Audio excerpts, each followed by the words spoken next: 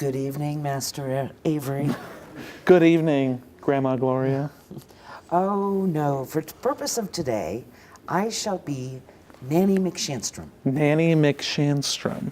Very nice. And I understand that you like wizards and wizarding, and your mom and your grandmom brought me this book, but that's not what we're going to do today. We're not? No. Okay. I understand you've had some insomnia issues, so I am going to help you sleep. Oh, well, thank you. You're very welcome. I am going to help you sleep by reading you the sonnets, of William Shakespeare. Oh, how lovely.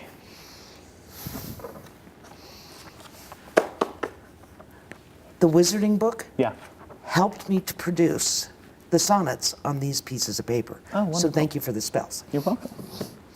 Now, do you much know? I know not this Shakespeare you speak of. Well, like most, I know little of him, Okay. having studied him not, having read little of him, You read little. and having not an ounce of iambic rhythm in my soul. True. But here we go. I started with sonnet number 54. I chose the sonnets like I chose my lotto tickets, in no particular order. Okay. That's the best way. You know that William Shakespeare, he only numbered the sonnets because he was really, too lazy to figure out a title for each of them. I have heard Shakespeare was lazy. He was known for his lack of ambition. Yes. Okay, sonnet number 54. Because it doesn't have a name. Oh, how much more doth thou beauty beauteous seem, by that sweet ornament which truth doth give. What sweet ornament? It's like a Christmas tree ornament. Is it code? I don't know. Okay. The rose looks fair, but fairer we it deem, for that sweet odor which doth in it live. The canker blooms have a full as deep a dye. And I read that completely wrong, but what does canker's blooming? Is it like a canker jar? Maybe. You know what? I don't want to read about canker source. You're just okay. Let's try sonnet number 75. Okay. What do you think about 75? Sounds good. Okay. So you were in my thoughts as food to life, or as sweet seasoned showers are to the ground. And for the peace of you I hold such strife, as twixt a miser and his wealth is found. A lot of words I do not know. Anon. Now proud as an enjoiner, and anon, doubting the flinching age will steal his treasure, now counting best to be with you alone, then better the world may see my pleasure. Okay, now I just kind of feel like creepy old cougar lady. That just sounds a little pervy. What do you think? I would agree. Did that make you feel uncomfortable? I will not answer that question. Is it okay if I touch your shoulder? Okie doke. All right. Let's see what else we got here. Okay.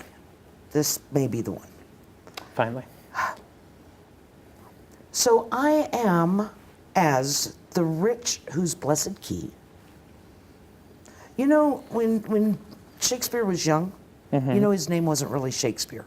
It wasn't? It was Bernard. Bernard. I guess they would have said Bernard. Bernard. Yeah, and his parents really didn't like him very much, so they sent him to Wales to live with relatives. Like in the ocean? Not like Wales, like the island Wales. Oh. They sent him off, Okay. and the relatives they didn't like him either. So they put him in a closet. They made him live in a closet, and that is where J.K. Rowling got her idea for Harry Potter. Oh, she stole it. She stole it. She completely did. I see. So, I see. true story. What do you think of that? True. Sonnets. Last is always best. The little love god lying once asleep. Oh, yeah. There we go. 52. Sure, this is the 52. one. Is this our is last the one? This will be sonnet number 2, actually, which will be our last one, and then you'll just be going to sleep like an audience member in the Richards. Okay. When 40 winters shall besiege thy brow and dig deep trenches in thy beauty's field, thy youth's proud livery, so gazed on now, will be a tattered weed of small worth held. Interesting. Then being asked where all thy beauty lies, where all the treasures of thy lusty days, to say within thine own deep sunken eyes, were an all-eating shame and thriftless praise. How much more praise deserve thy beauty's use, if thou couldst answer this fair child of mine, shall sum my count and make my old excuse, proving his beauty by succession thine, and were to be made new when thou art old, and see thy blood warm when thou feel'st it cold. Good night, sweet prince.